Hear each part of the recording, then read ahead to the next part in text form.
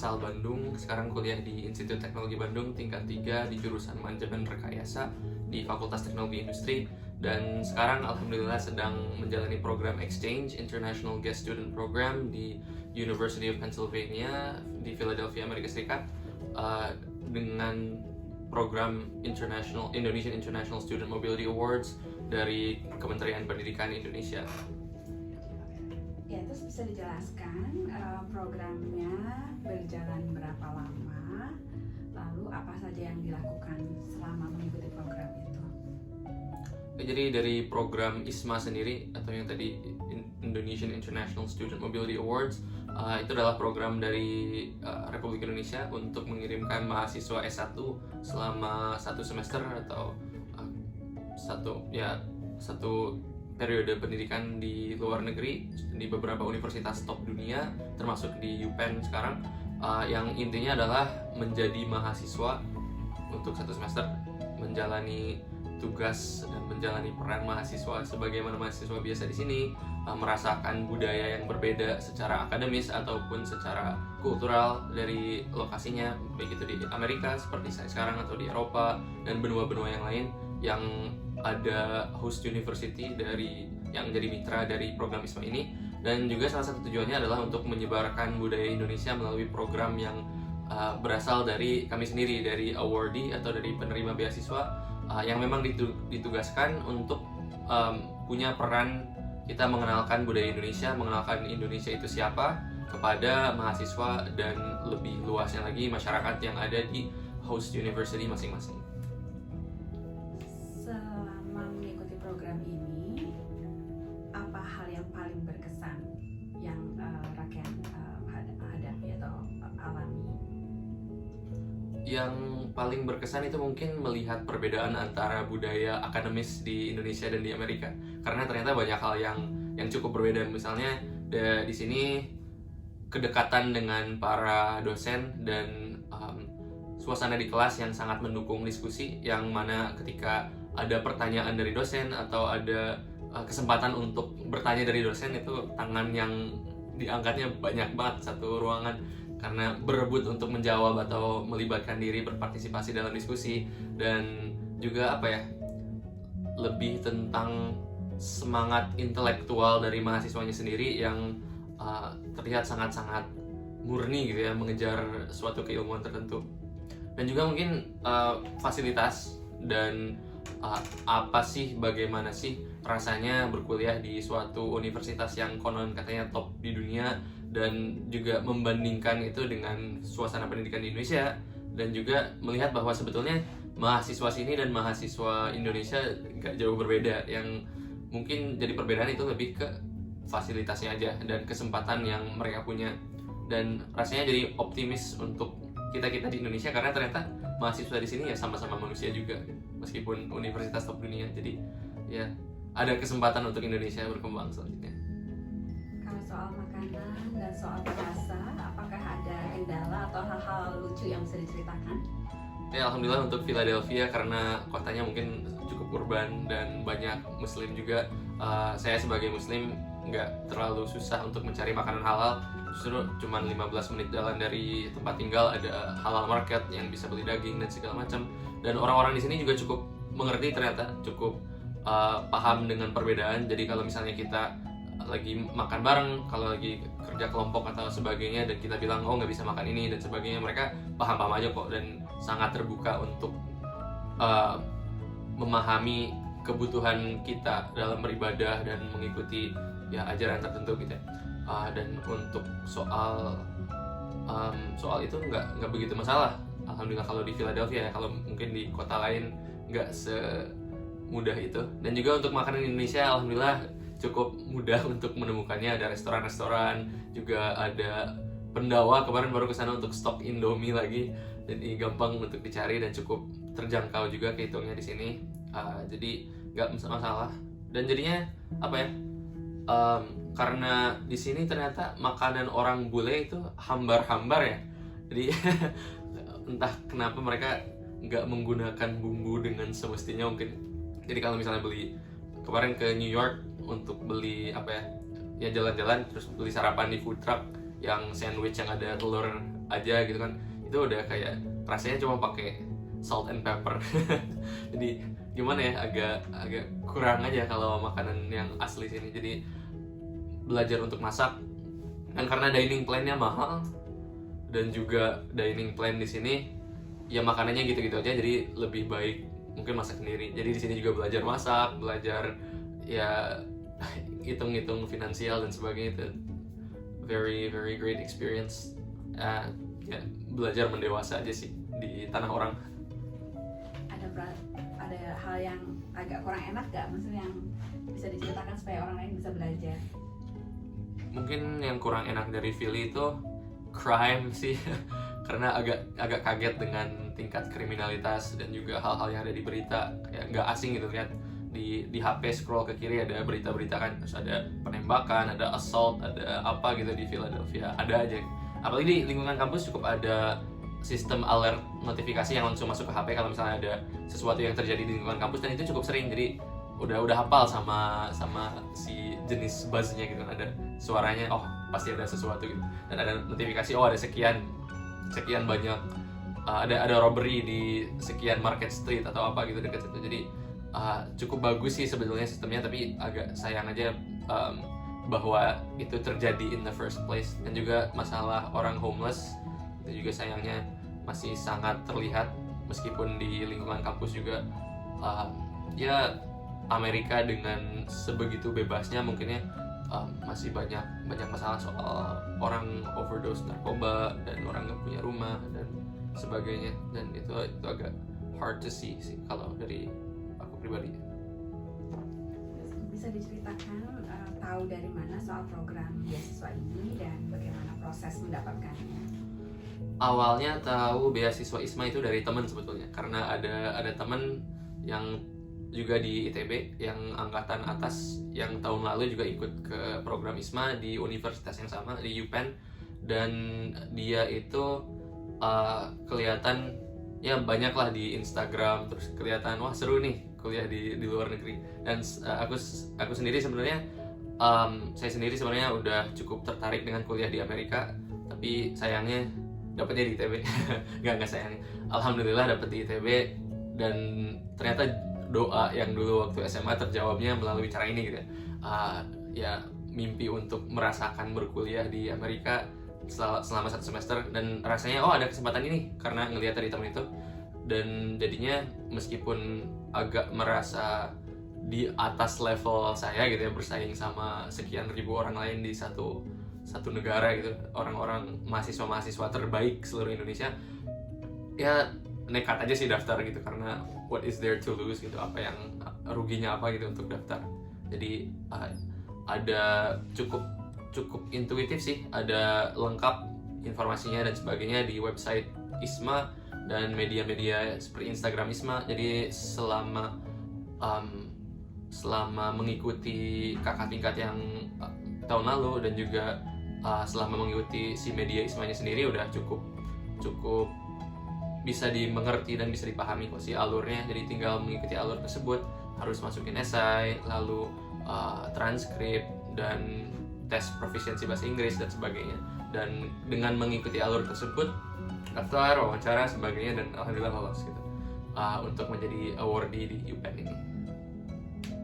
Apakah pengalaman hidup di Amerika selama 7 tahun mempengaruhi dicintai kali setelah tinggal di Amerika, mempengaruhi Anda waktu apply terhadap program ini?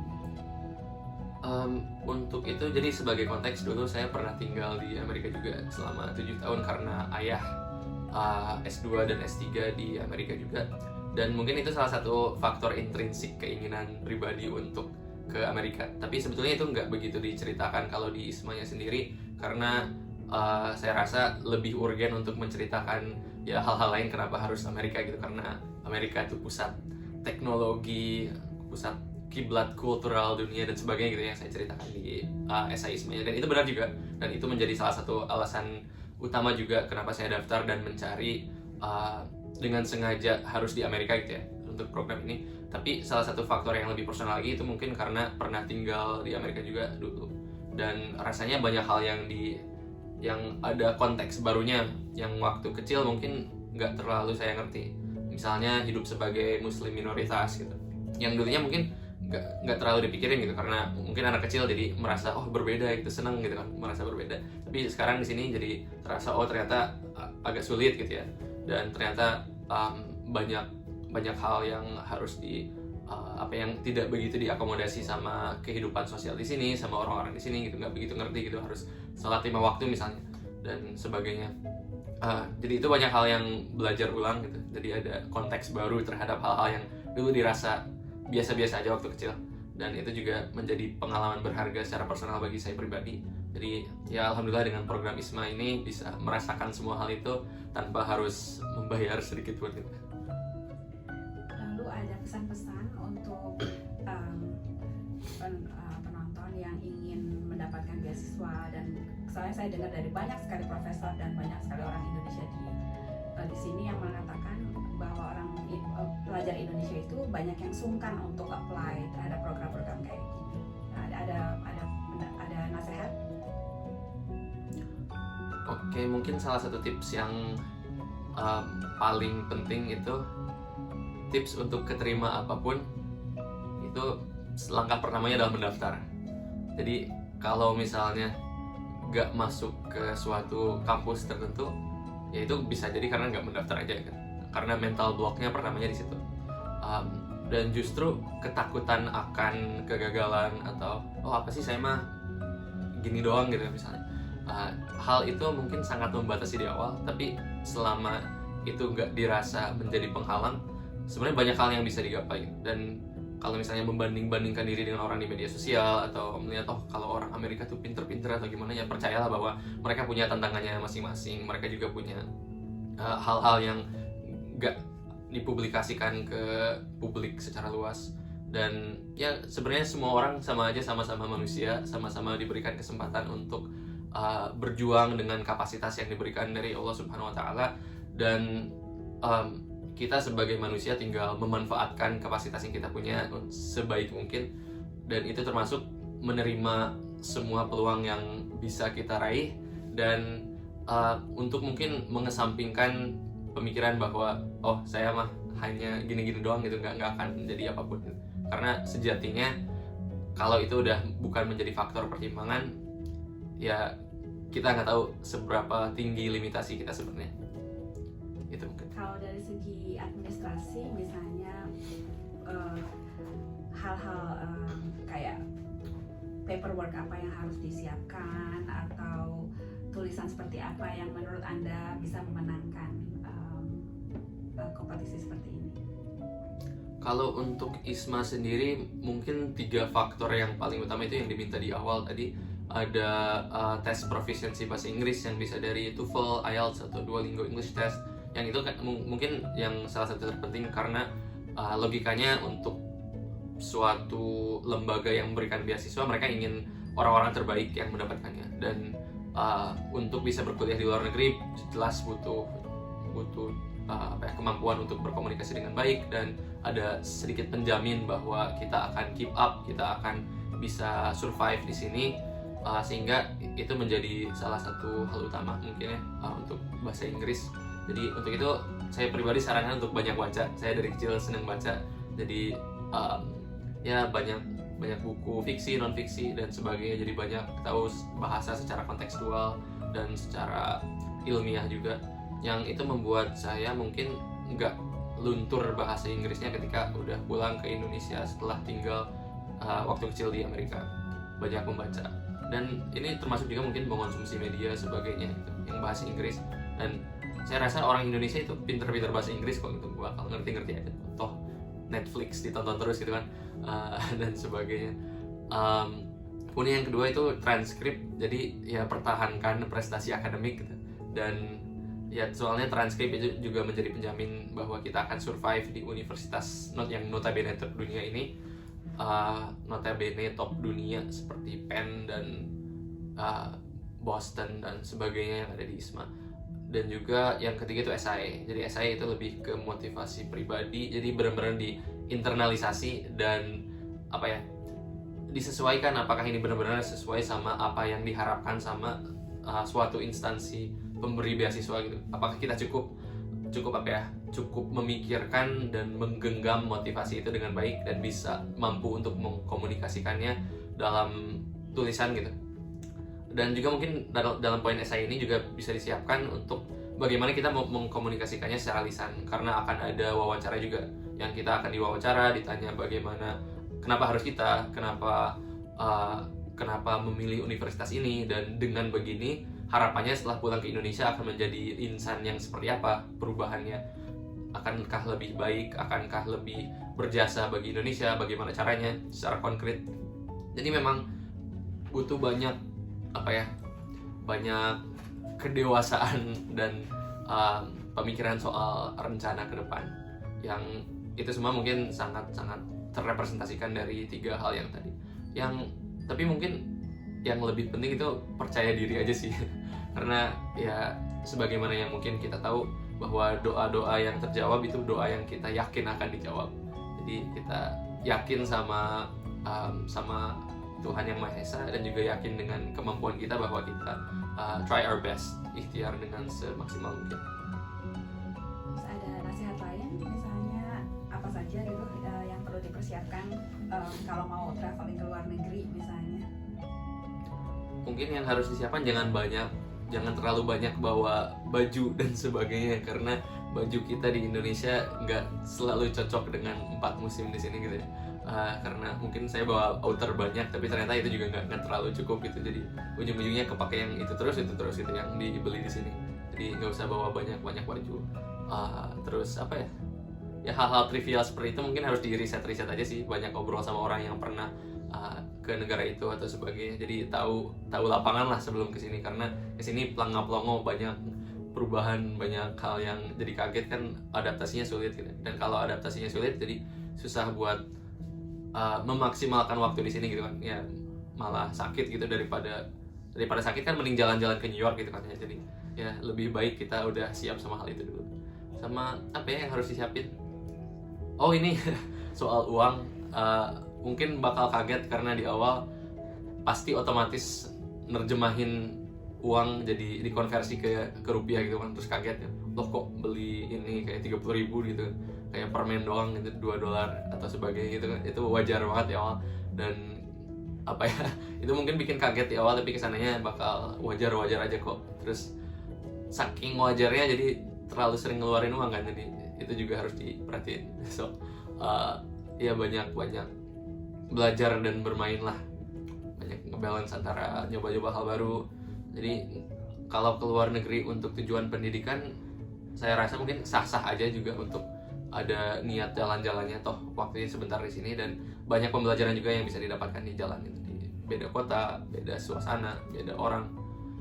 Dan ini sih yang terpenting itu untuk mencari peluang dan orang-orang yang ada di sini gitu.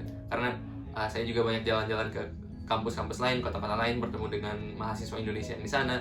Ya nggak apa-apa gitu, SKSD di Instagram, DM orang gitu, kak bisa ajak jalan-jalan nggak di universitas ini gitu, sekalian ngobrol-ngobrol lagi nih. Jadi dapat banyak peluang untuk diskusi sama orang-orang keren yang logikanya kalau mereka udah di Amerika udah cukup keren kok gitu. Jadi mungkin kayak Tante Indah ini gitu. Dan ya semua orang yang saya temu di Amerika, orang Indonesia, itu banyak cerita di belakang ya, di bagaimana cara mereka kesini, apa yang mereka lakukan di sini, dan itu cukup menginspirasi dan menambah cinta tanah air sih. Jadi lucu juga menambah cinta tanah air di negara orang, tapi itu sejatinya ada. Jadi itu mungkin hal-hal lucu yang saya temui di Amerika ini.